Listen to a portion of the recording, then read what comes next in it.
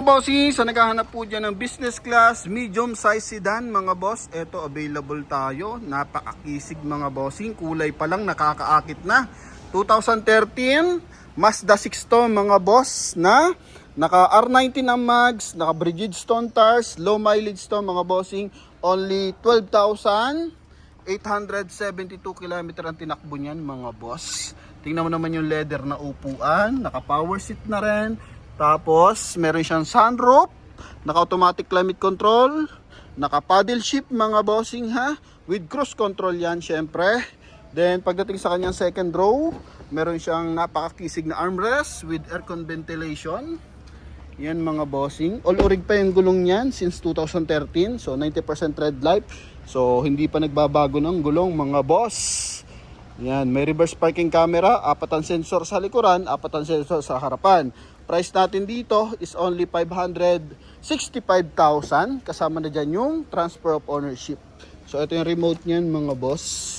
Okay, magkabilaan, naka-power adjust yung upuan natin mga bossing, no? Yan, sa mga nagkaka-interest, ito na, papakita na natin sa inyo kung ano meron dito mga bossing, ha? So una, projector headlight mga boss. Tapos napakagandang front grille mga bossing. Tingnan mo naman design nyo ng front grille niyan.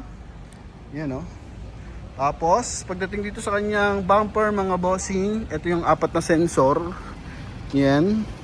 So, nasa-sense niya kapag may sumisingit para maiwasan yung collision, nagbibigay ng guidance sa driver. Okay, tapos yung kanyang fog light mga bossing, tsaka headlight, so walang basag yan. So, yung datingan yan mga boss, medyo mababa, naka-lowered. Then, yung kanyang mags, originally R19 yan mga boss, na naka 5 stud. All this brake yan mga bossing, oh. Yan ha. Tapos yung gulong, Bridgestone tires mga boss, oh.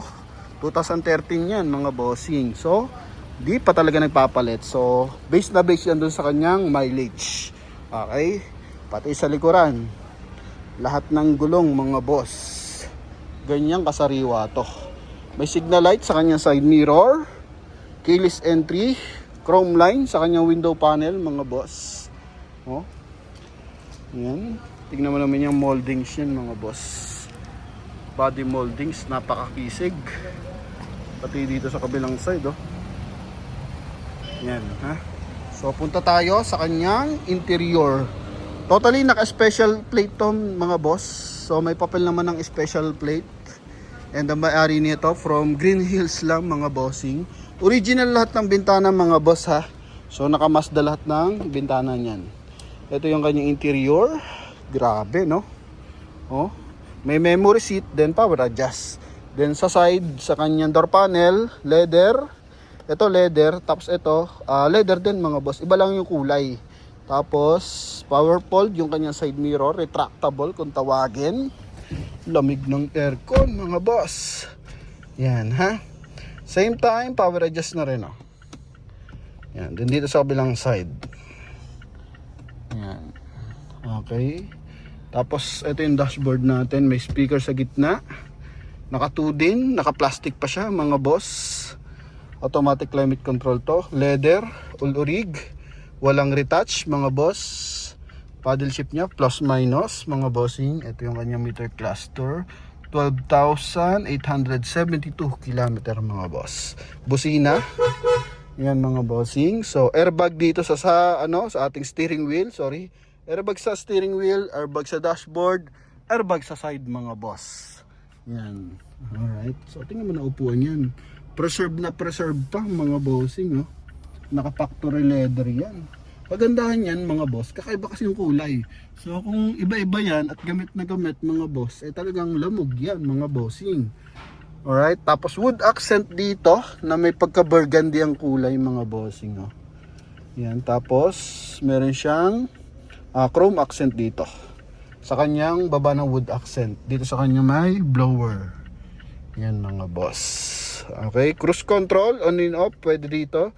Then hands-free connection para sa ating 2D audio system, pwede rin mga boss, nandito na siya. Then on and off ng ating reverse parking sensor mga bossing. So pwede mo siyang i-off, pwede mo siyang i-on. So base yan sa nagda-drive mga boss. Kung yung iba Kumbaga, yung iba kasi is ayaw na may mga tumutunog kapag umatras, so pwede mo siyang i-off. Then dito, 12 volt socket.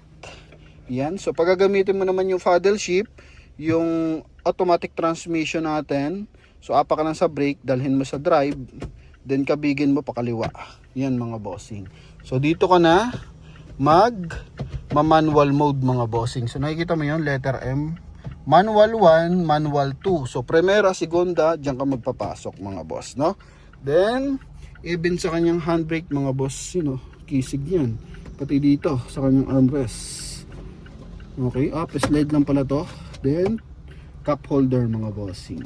Yung kanyang tag dito, floor matting, parang hindi pa nagagamit mga boss, oh. Tingnan mo naman, oh. Grabe sariwa nito. Yan ha. Then sa ating headlight mga bossing, may auto adjust yan. Auto headlight pala, sorry. Then meron din siyang auto wiper. So yung auto headlight, pag pumapasok ko ng tunnel, medyo madilim, kusang iilaw headlight mo. Then dito naman, kapag may tumulo or biglang umulan, nasa-sense ng ating sensor, so magwa-wipe yung ating wiper mga bossing, no? Then may eye stop na rin siya. Ito mga boss. Pag sinabing eye stop, so tulad yan sa mga espresso na kapag ka mga bossing, kapag nasa stoplight ka o kaya tumigil ka ng mga 1 to 2 minutes mga boss, kusa nag-off yung yung ating makina, then gumagana lang is yung ating aircon blower. Then pag in-accelerate mo yung gas, kusa na siyang under ulit mga bossing. Yan. So ganun yung technology niya. So totally sa Mazda talaga nag-umpisa yung eye stop tsaka yung AGS. Hindi pala AGS. Auto, hindi pala. Wait lang mga boss. Nasa dulo ng dila ko eh.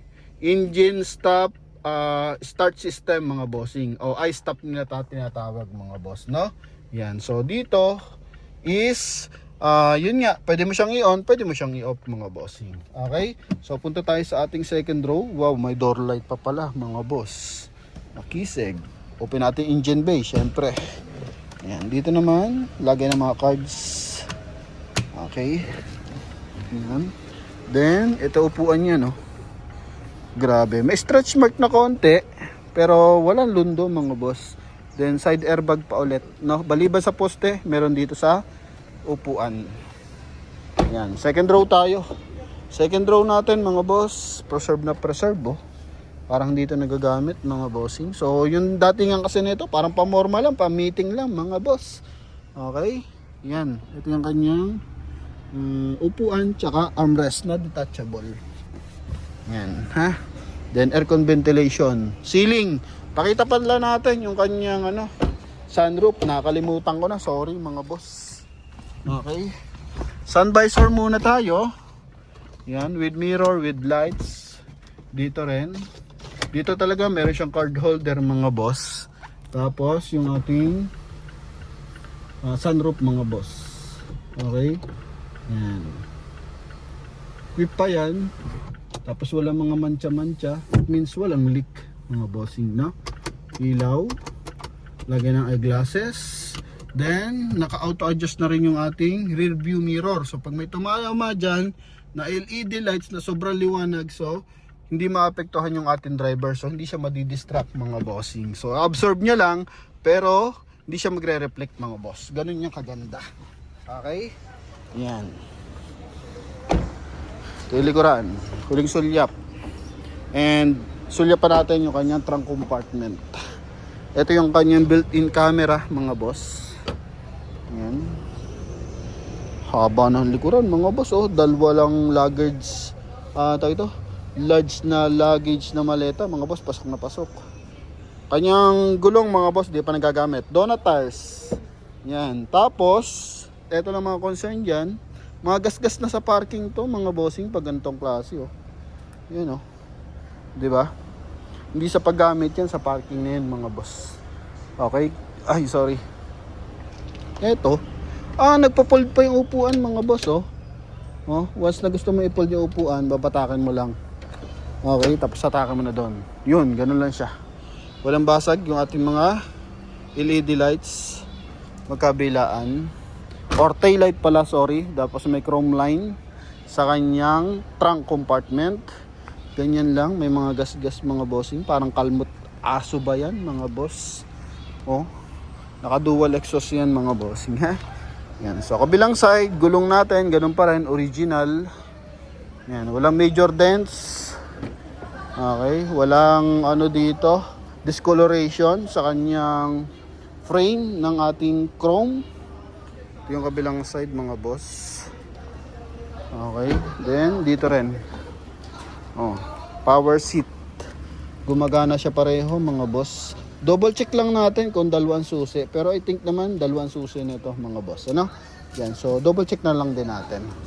Okay, so silipin natin yung kanyang engine bay. Yan, punta tayo sa engine bay. Para kasing mata ng agila tong Mazda mga bossing eh.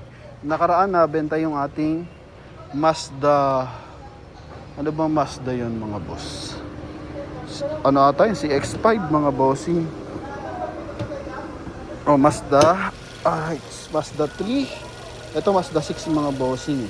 May CX, ano kasi tayo nung nakaraan, CX5 ba yun mga boss. Yan, makina na ito, Sky Active 2.5 liters na gasoline engine, naka ABS. Yan, may mga markings pa mga boss. Bagong spray lang yung pampakintab mga bossing. Aircon. Yan, sobra kalamig niyan mga boss. Walang punit na panel mga bossing. Battery natin Motolite XL. Yan ha. Insulator natin buo mga boss. Walang dent even sa hood mga bossing.